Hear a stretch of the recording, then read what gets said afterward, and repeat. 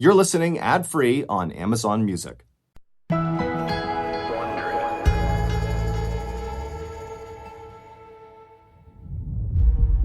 40-year-old man stood next to his teenage daughter in a hospital room, clutching her hand as she lay there unconscious on a gurney. A flurry of doctors and nurses moved all around them, securing an oxygen mask over the girl's nose and jabbing her arms with needles. The father couldn't believe this was really happening. Just an hour ago, he'd come home to find his daughter passed out on the floor of the kitchen. Her face and neck were totally beet red. He didn't know what had happened, but his best guess was that maybe she had accidentally overheated the oven while making food, and then when she opened up the oven door, a rush of heat came out and it burned her. He didn't know what else could make her look so sunburned on such a cloudy December day. A nurse put her arms on the father's shoulders and told him he needed to step aside. So the father squeezed his daughter's hand one more time, then let the nurse guide him out of the hospital room.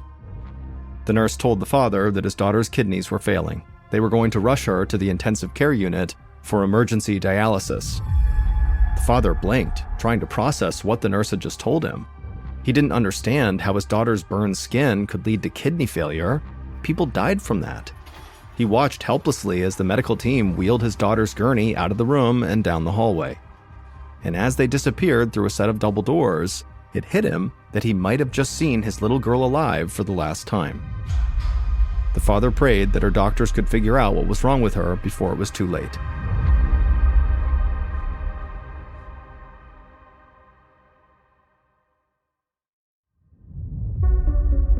From Ballens Studios and Wondery, I'm Mr. Ballen, and this is MrBallens Medical Mysteries, where every week we will explore a new, baffling mystery originating from the one place we all can't escape, our own bodies. If you like today's story, please ask the follow button if you can borrow their favorite hairbrush, and then when they say yes, only use it on your Maine Coon cat, and then without cleaning it, give it back.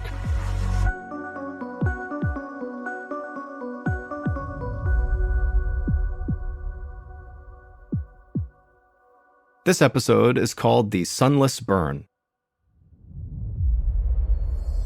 It was December 1979, and a young woman named Rose Harmon shivered in the cold at a bus stop in Madison, Wisconsin.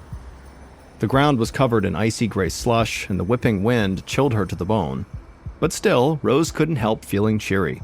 All the lampposts around her were decorated with Christmas lights, and she just loved the way the city looked this time of the year.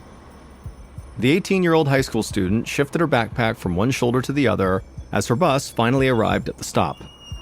When the hydraulic doors opened, Rose stepped on board, and immediately it hit her how much warmer it was inside of the bus than it was outside, to the point where her cheeks flushed and she lowered the hood on her jacket. But as she walked towards the back of the bus, it just felt like the temperature inside the bus was only rising.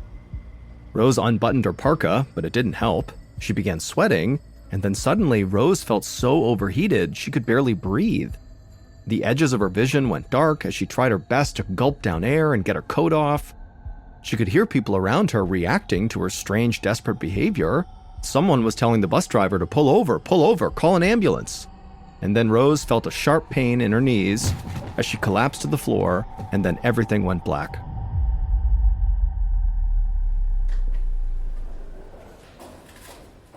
A few hours later, Dr. Russell Chesney made his way to the intensive care unit at the University of Wisconsin Medical Center.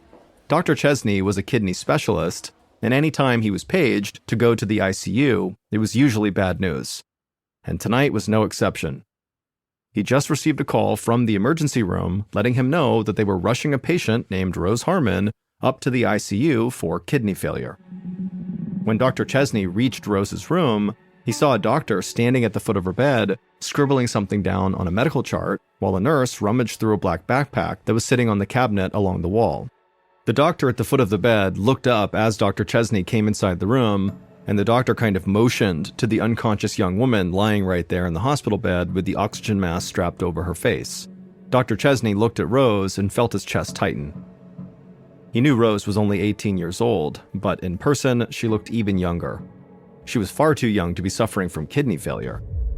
Dr. Chesney stepped closer to the bed and noticed that the girl's face and hands were covered in a blotchy pink rash that made it look like she was very badly sunburned. The doctor who had already been in the room told Dr. Chesney that Rose had come into the ER unconscious and with a very high fever. She was barely breathing, and when the doctor performed an initial exam, he heard crackling in her lungs. It was a warning sign that her lungs were filled with fluid, and they needed to perform a procedure to drain them. However, before they could extract the fluid, Rose's kidneys began to fail, and so that was when they had called Dr. Chesney. Dr. Chesney couldn't believe how quickly Rose seemed to be breaking down, and Dr. Chesney had never seen anything like this list of symptoms she had, especially her sunburn-like rash.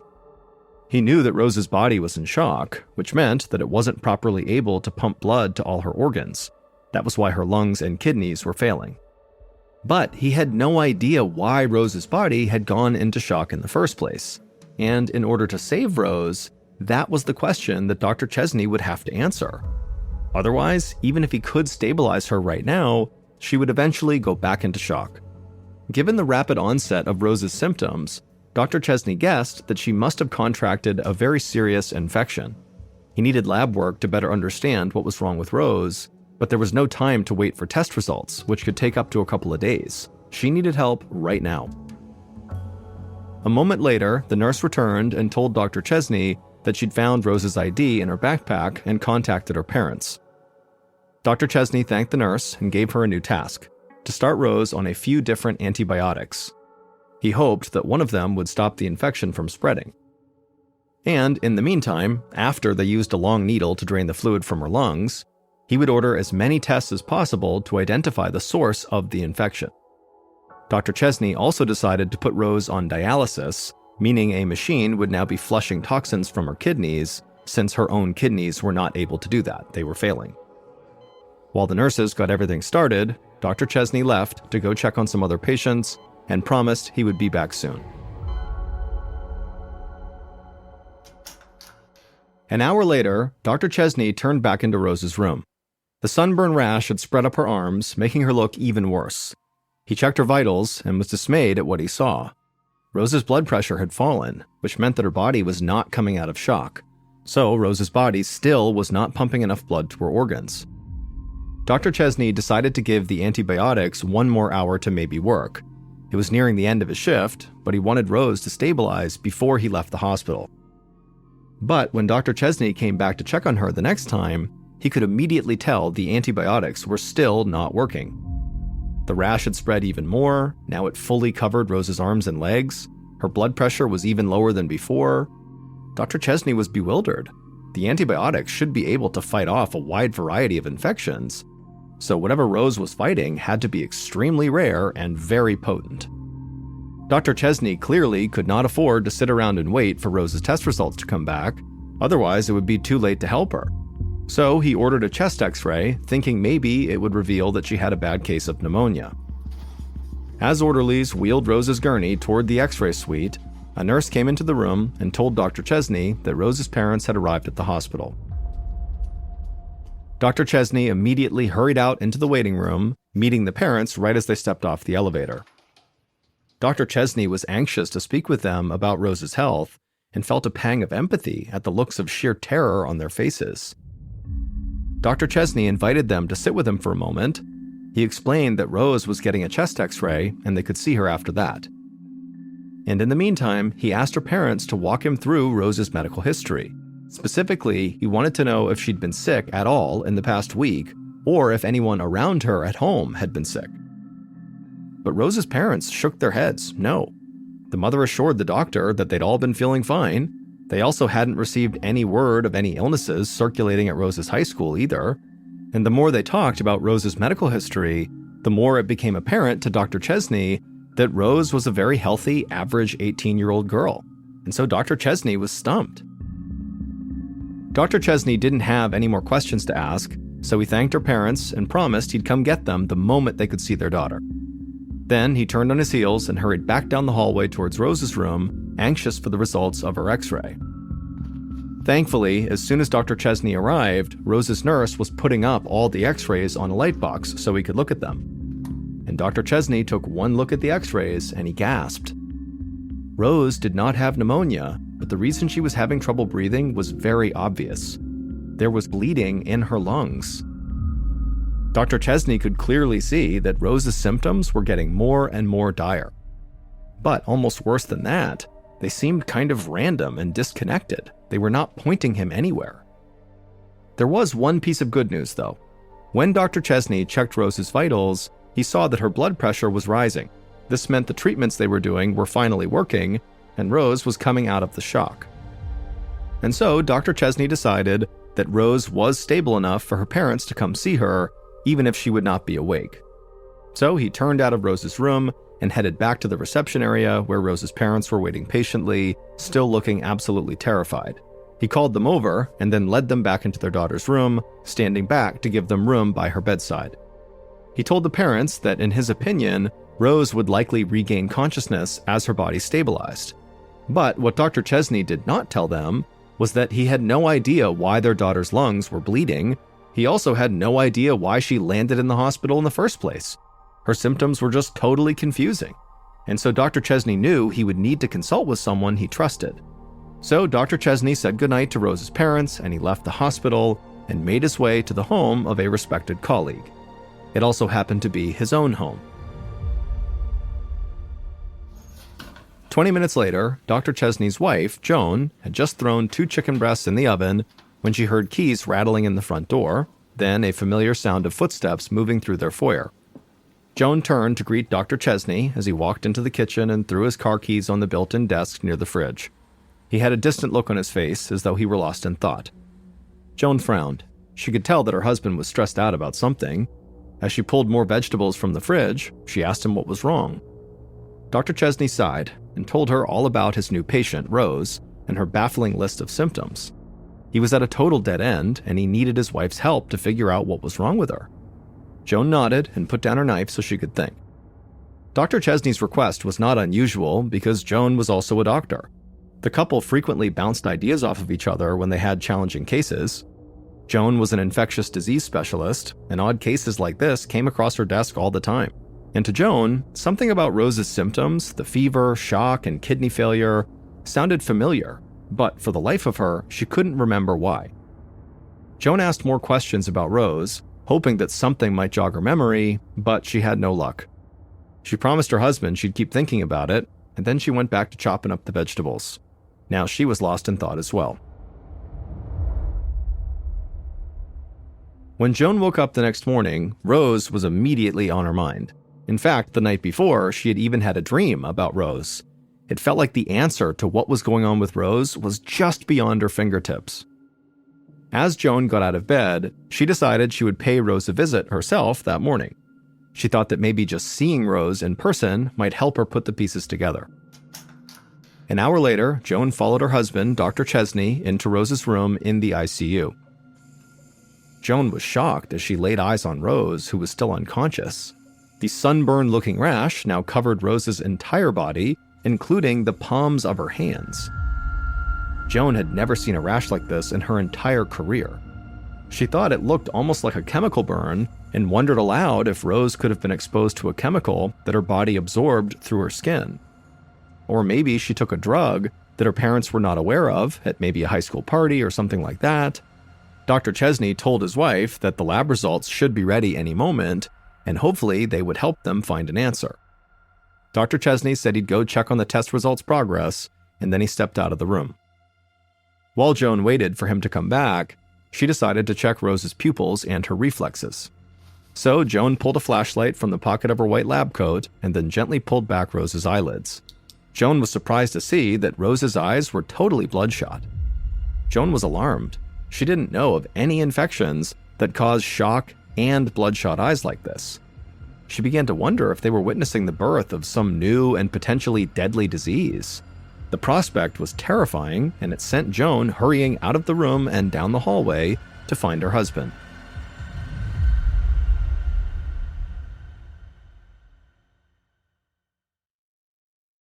Two mornings later, Joan was on her way out of the hospital to attend a local conference on infectious diseases. Rose's test results had finally come back, but they were inconclusive. Thankfully, Rose had finally woken up and was stable for the time being, but Joan and her husband were not any closer to solving her case.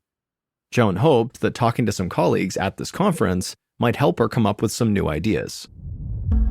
But before she could leave the building, she received a page calling her down to the ER. This was unusual.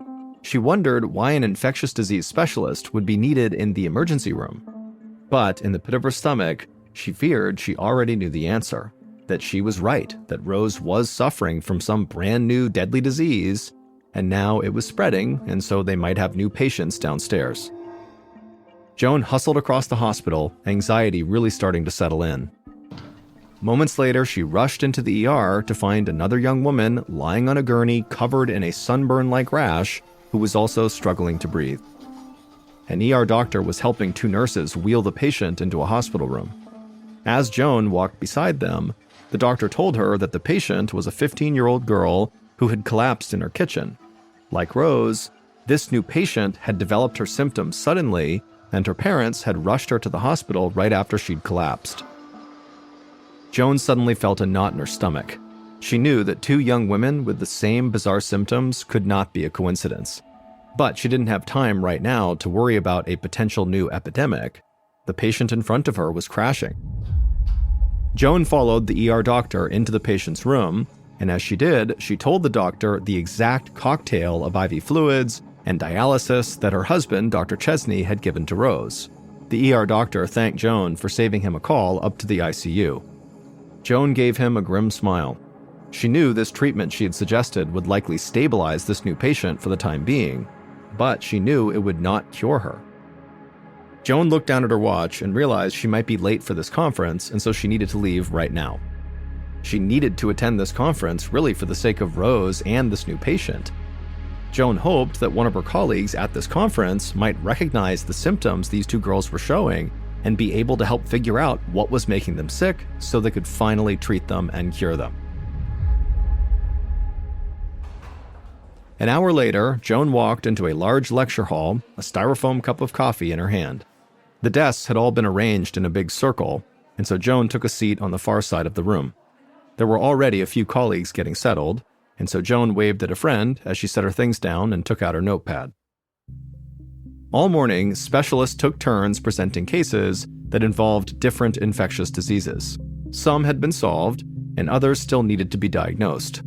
They were all interesting, but it was the last case that caught Joan's attention. The speaker handed around copies of a file for one of his current patients.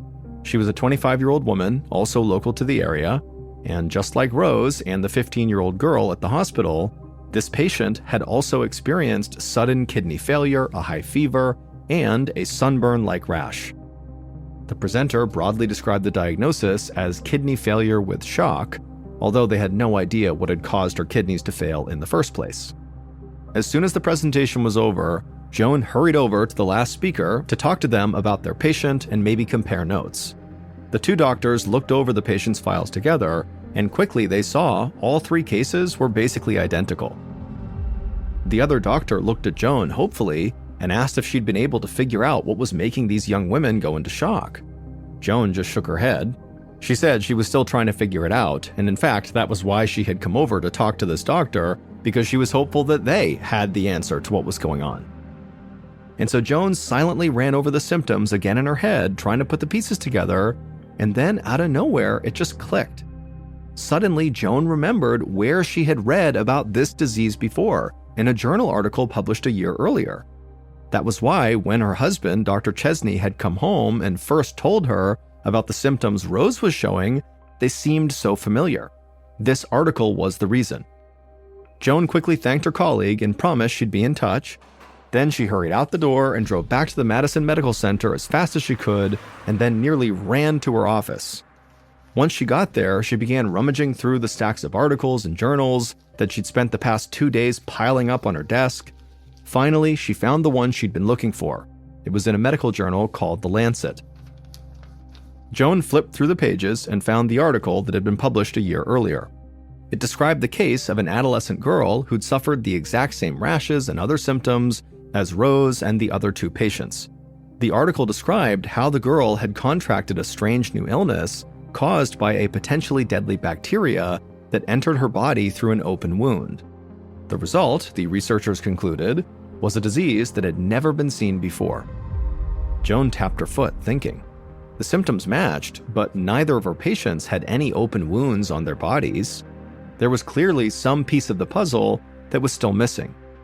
Joan decided to order one more test for both Rose and the 15-year-old girl to see if they were infected with the same bacteria as the girls referenced in this article.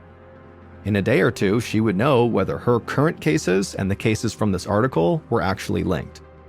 But in the meantime, she knew that if there were already 3 cases of this potential bacterial illness, there would be more. And so she decided it was now time to call the Wisconsin Department of Public Health and tell them they had a potentially very big problem on their hands. The next afternoon, Joan was sitting in her office catching up on paperwork when a tall man wearing a nice suit knocked on her doorframe. He looked anxious and out of breath as he introduced himself as Dr. Jeff Davis, an investigator with the State Department of Health.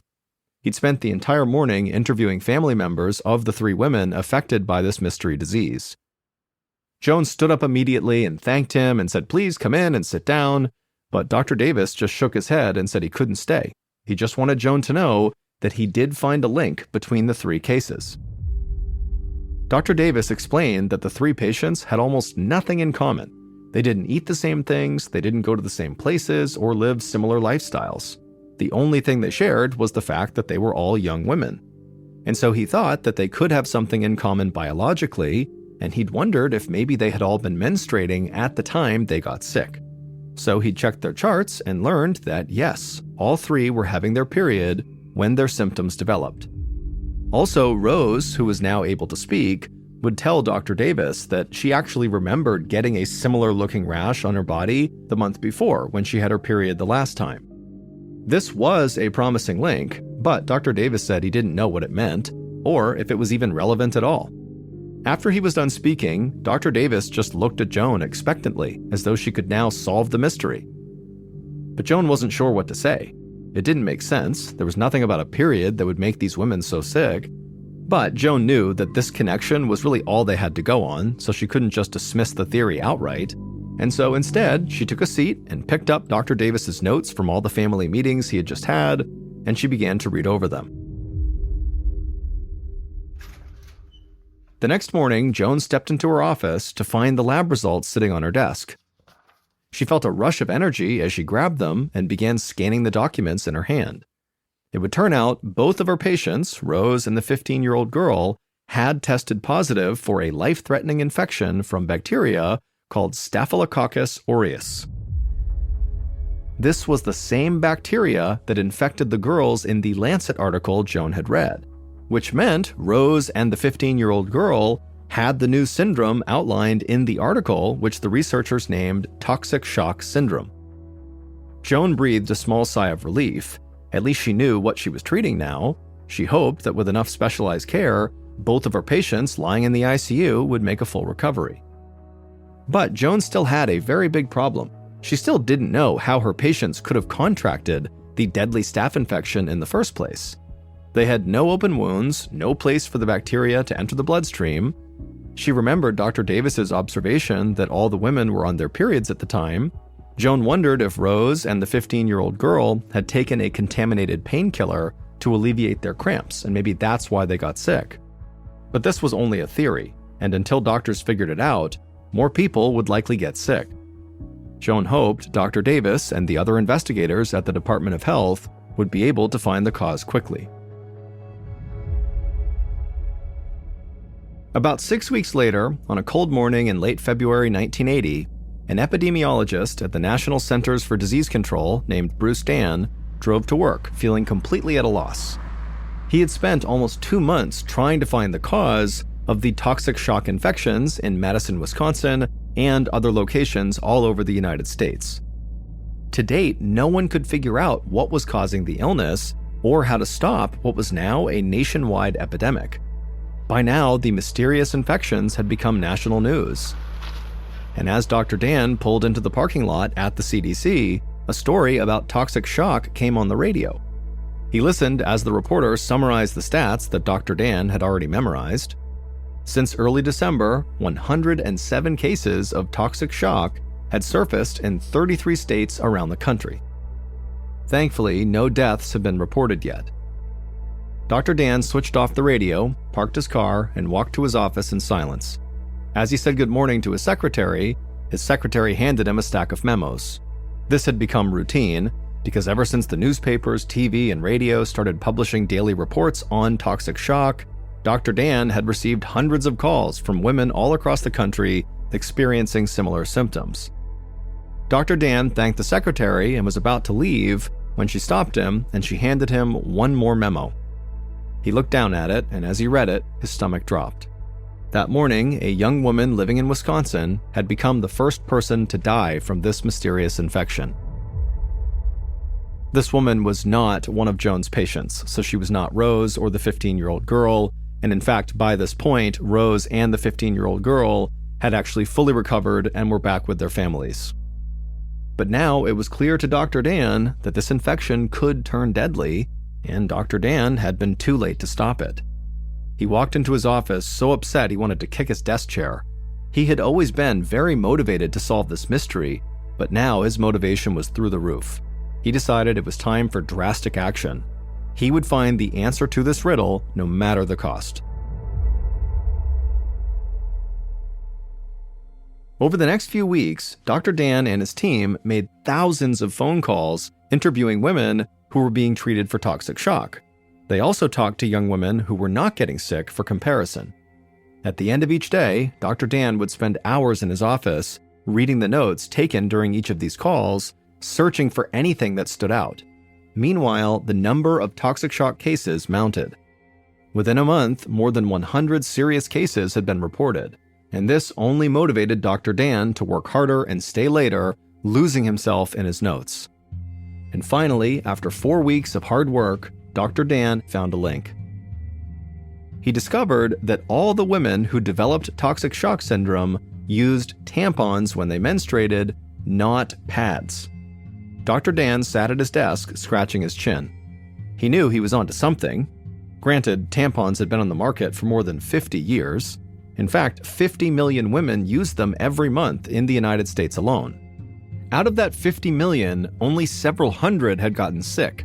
So clearly, the vast majority of tampons were causing no problem at all. Dr. Dan rapped his pen on the desk, thinking, and he wondered maybe it was just one brand of tampons that had somehow become contaminated in some way. And so he decided to begin calling tampon manufacturers, and what he found would finally solve the mystery. As Dr. Dan and his colleagues conducted their surveys, they discovered that in about 70% of the toxic shock cases, the women used tampons from a brand called Rely. Specifically, they used the heavily absorbent version. At first, this didn't make sense to Dr. Dan. Rely had introduced the heavily absorbent tampons 6 years earlier, in 1974, but there was no evidence linking them to toxic shock until this outbreak had started in late 1979. However, right before the outbreak began, Rely began using synthetic materials. And the other brands, which accounted for the other 30% of toxic shock cases, also were using synthetic materials, just not as much. It turned out that while these materials allowed for much better absorbency, they also helped promote the growth of the bacteria that causes toxic shock. Once Dr. Dan discovered the link between Rely tampons and toxic shock, the CDC published an article with their findings. For Dr. Joan Chesney and her husband Russell, the study was a huge relief. Thankfully, all their patients had fought off the deadly infection, and now that the word was out, they were hopeful the outbreak would taper off. After some initial resistance, Rely superabsorbent tampons were finally pulled from the shelves in September of 1980. By that point, 772 women had developed toxic shock syndrome from using tampons, and the majority of them used Rely tampons. Tragically, 38 of those women died. Their deaths inspired new industry regulations to reduce the absorbency of tampons and also to print mandatory warning labels on the boxes. And since then, toxic shock syndrome has become incredibly rare, with only a handful of deaths every year.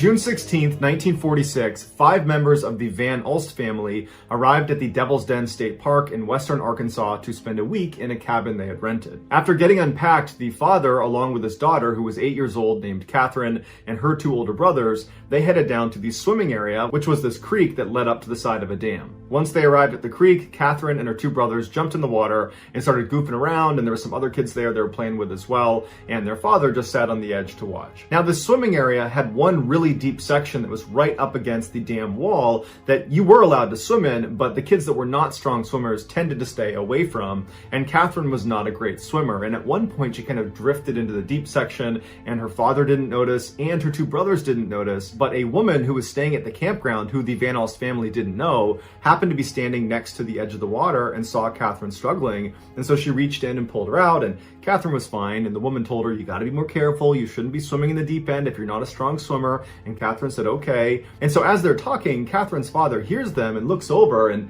sees his daughter talking to some stranger, and so he makes a sound and waves in their direction to get this woman's attention, to be like, hey, you know, what are you doing talking to my daughter? And the woman, she sees this, and she must have been a mother herself because she picked up on his uncomfortability, and so she turns to him and says, oh, no, everything is totally fine. I was just helping your daughter get out. Everything is totally fine. And so Catherine's father turns to his daughter and says, hey, you gotta be more careful. Don't go in the deep end. And Catherine's like, okay. And instead of going back into the water, Catherine walks to the backside of the dam, because this dam, it was not a steep drop off on the outflow side. It was like a gradual slope of these big boulders that the kids at this campground would climb all over, and their parents would watch them from their positions next to the swimming area. And so Catherine's father was watching his 2 sons, and then he'd look over and watch Catherine, and back and forth, he kept his eye on all of his kids. But at some point when he was looking at his sons, he looked back at Catherine and she was gone. And so he stood up and he walked over thinking maybe she's gone all the way to the bottom and she's just out of sight because she's crouched down or something. But when he got to the edge and looked down, she wasn't down there. And so he's looking all around and he's thinking to himself, this is impossible. I just saw her on the rocks like seconds ago. Where could she have gone? And so he looks at his sons who are still in the swimming area and he says, hey, have you seen Catherine? And they're like, no, we haven't seen her. And then he turns to the woman that had previously pulled Catherine out of the water, and he says, have you seen my daughter? And she said, no, the last I saw her, she was on the rocks. I don't know where she went. And so before long, Catherine's father is screaming for Catherine. He's enlisted the help of everybody at this campground that's in the vicinity to go look for his daughter. There are people jumping into the swimming area up top. There are people jumping into the swimming area on the backside of the dam. I mean, the whole area is getting searched and there's no sign of this girl. And after about an hour of looking, Catherine's father went and got police. After 2 days of searching the very thick forest that surrounded this dam and finding no trace of Catherine, authorities decided it was far more likely she had drowned either above or below the dam than it was that she wandered off into the woods, considering where she was last seen. And so they shifted focus and began draining these 2 sections of water to see if her body would be at the bottom. But when they were drained, she wasn't there.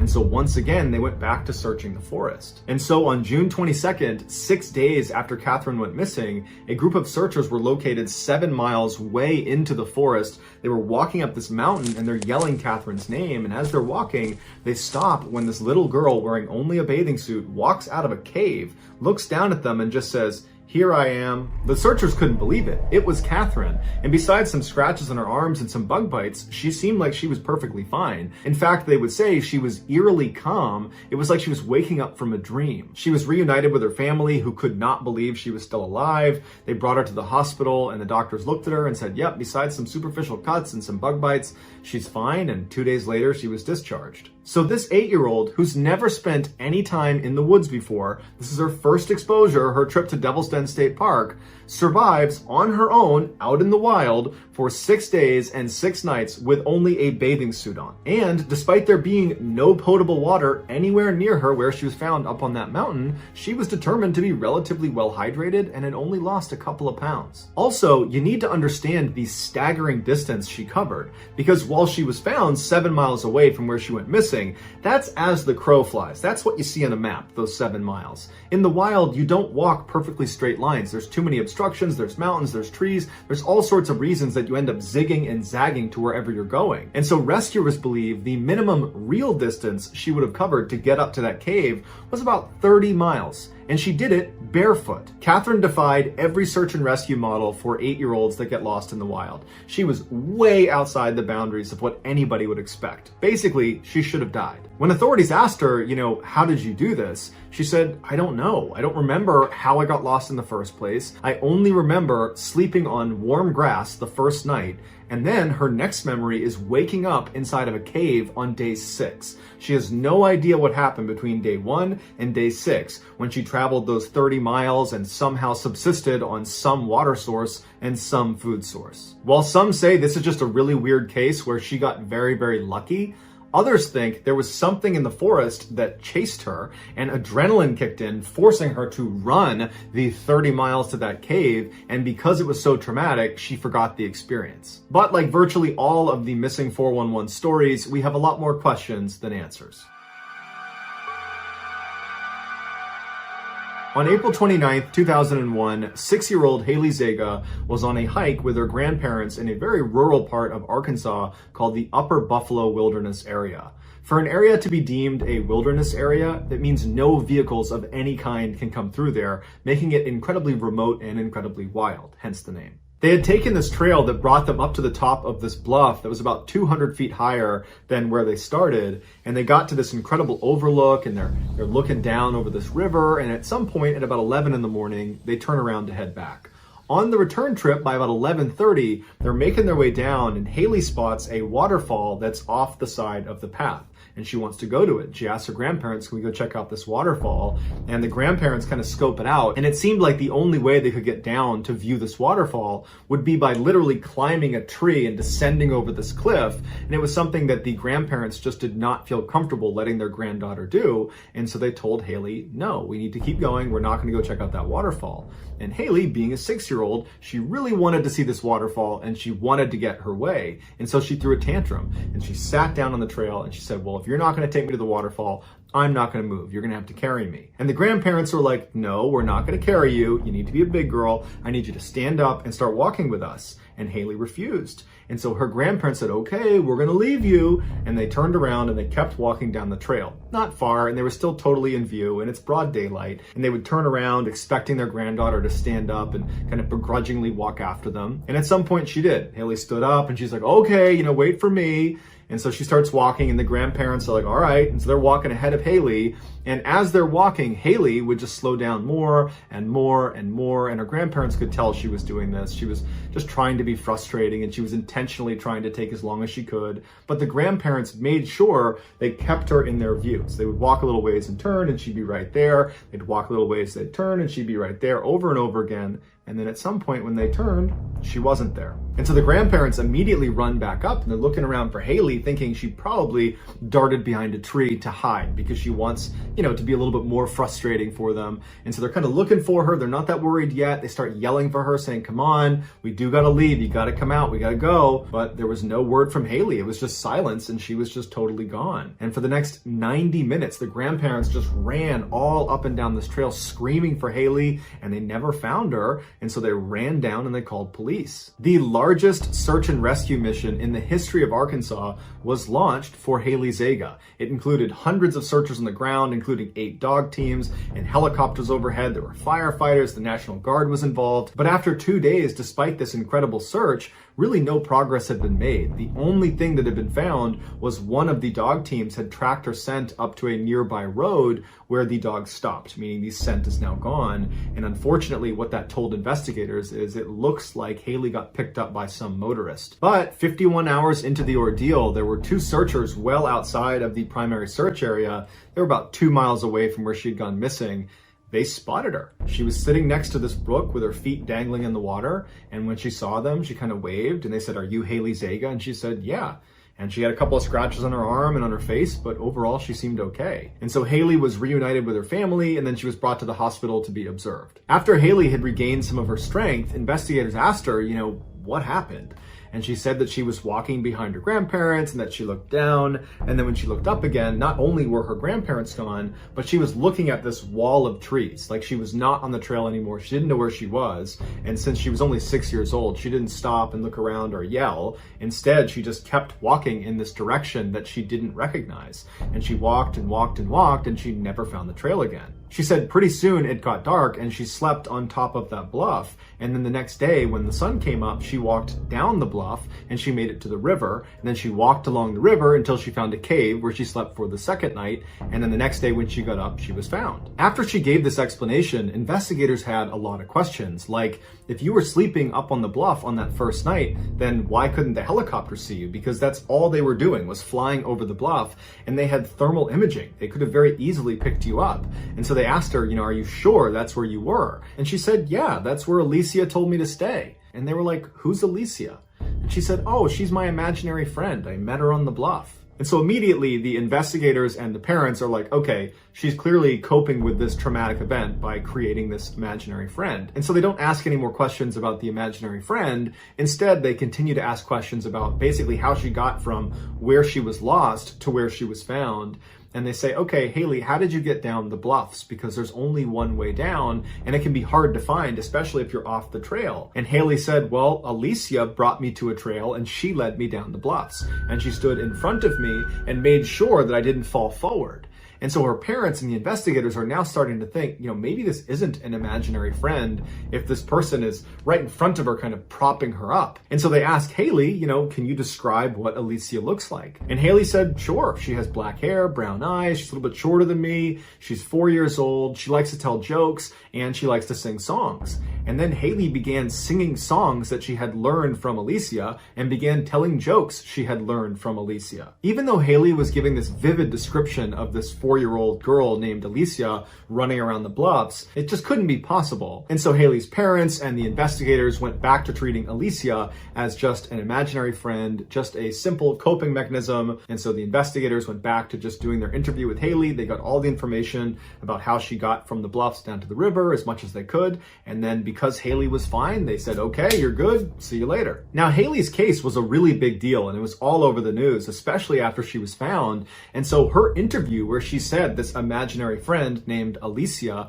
had assisted her in getting down the bluffs and had basically taken care of her, that was put in print. And after it was published, there were some readers that realized there was another little girl who had gone missing in the exact same spot as Haley 23 years earlier. She was 4 years old, she had black hair, brown eyes, her name was Alana, and she had died on those bluffs. After this connection was made, it got national media attention because suddenly news outlets were saying this imaginary friend was actually Alana and that she was Haley's guardian angel. In fact, Haley was brought on Dateline to talk about her imaginary friend. This year, Haley, who's now 25 years old, posted a video to her YouTube channel where she tells her story of what happened over those 51 hours she was gone. And in the story, she talks about her imaginary friend. And she says, before Alicia, I never had an imaginary friend, and afterwards, I never had an imaginary friend. But at the time, Alicia was very real to me, and I don't know who or what she was, but she saved my life.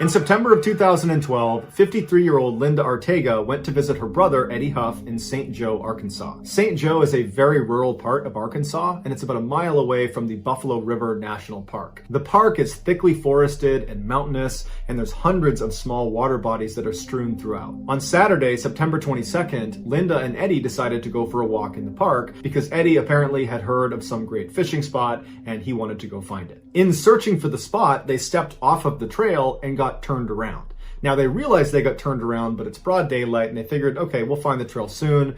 But as the sun was setting, they had still not found the trail and they realized they were badly lost. Then some very strange things happened that we only have a marginal understanding of. What we know is the brother and sister were together on that first day they went missing. We know they were together the following day on Sunday, still looking around for a way out of the park, but still at the end of the day were lost. Then the next day on Monday, we know the pair separated because Eddie re-emerged out of the park, hopped in his car like nothing was going on, drove back to his house, walked inside, and his family's like, "Where have you been? You've been missing. We've been calling you. Where have you been? And where's Linda?"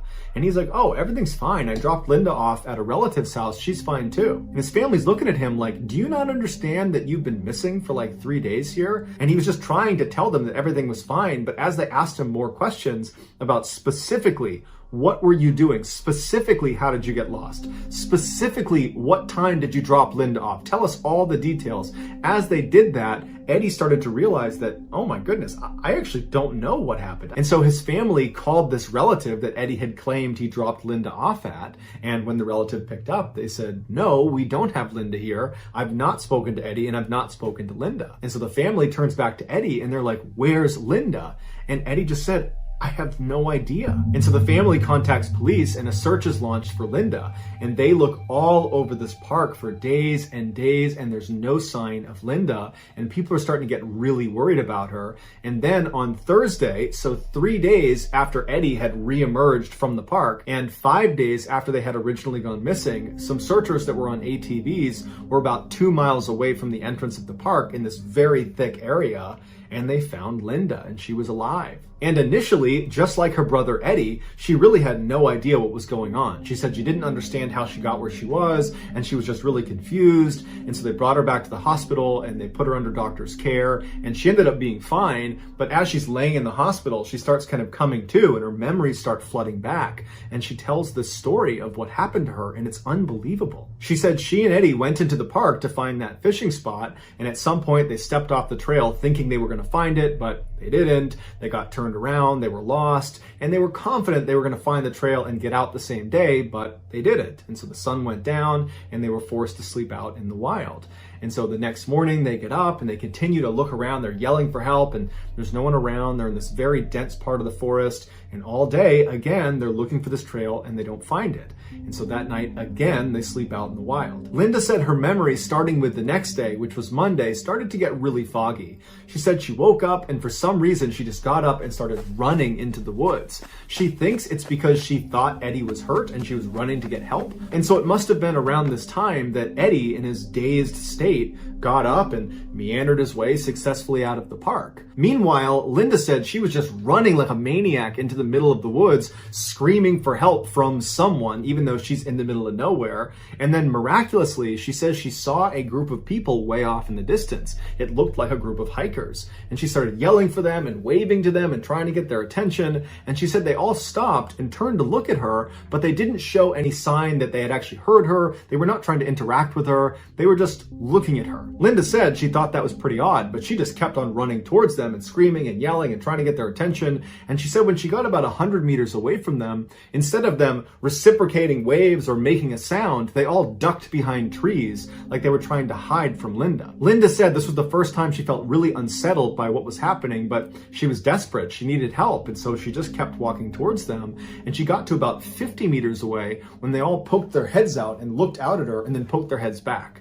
Like they were not trying to interact with her. And Linda said she felt really scared and stopped and began backpedaling away from this weird group of people that are hiding behind trees. And so while keeping her eyes on the general area where she knew they were hiding, she backpedaled all the way back to about 100 to maybe 150 meters away again. And this group came out from behind the trees and continued to stare at Linda. Linda said at this point she was terrified. She didn't know who or what those things were, but they were not there to help her. And then she said her memory got really foggy because all of a sudden her next memory is her laying on the ground in this pitch black forest. Her brother's not near her and she's hearing footsteps and she believes it's this group of people or things that are walking towards her, but it's so dark she can't see anything. And she said all night she heard the sounds of these people or things walking around the perimeter of where she was laying, totally exposed in the middle of the forest. Linda said her memories from this point until she was rescued are all mixed together, but she said she had one memory that really stood out to her because it was so terrifying. She said on one of the last mornings she was out there, she woke up, she was laying on the ground, she opens her eyes, and it was still dark, but the sun was starting to come up. And so there was enough light that she could begin to make out the layout of the forest. And so she sat up and immediately got the sense that she was being watched, but she didn't know by who or from where it was coming. She just had this intuitive sense that she was being watched. And as she's feeling this way, she hears movement coming off to her right, and she turns, and standing next to a tree about maybe 20 meters away is this dark silhouette of a man who's just staring at her. He's got no features. He's just this shadowy figure. And so she's horrified, and then she realizes there's another one, and she looks at that one and realizes there's another one and another one and another one. They're all around her. They're all around her looking in, these dark shadowy figures, and she's so scared. And as she's looking around at all of them, it seems like they registered that she sees them. And at that point, they all turned and start running into the forest in all different directions. She said after that, she has no idea the sequence of events or what happened. All she knows is that the whole time she was out there, she was scared. She felt like there were people watching her in the woods. And then at some point, rescuers showed up and she was saved. Linda's totally crazy account of what happened, combined with Eddie's bizarre behavior, totally baffled investigators. They really didn't know what to make of this. How did Eddie find his way out again? And why did he think Linda was at a relative's house? And who were the people Linda was seeing? And why can't either of them remember 90% of the experience? One theory is they must have eaten berries or some other food item that had hallucinogenic properties, and they were literally just hallucinating the whole time. However, if you follow along with David Paulides' missing 411 phenomenon, or if you watch some of the videos on this channel about the missing 411, then you know there are lots of other examples of people that go missing in the woods of North America that never ingest any food or any liquid, so there's no hallucinogen in their system, and they still have similar experiences to what Linda and Eddie did. So how do you explain that?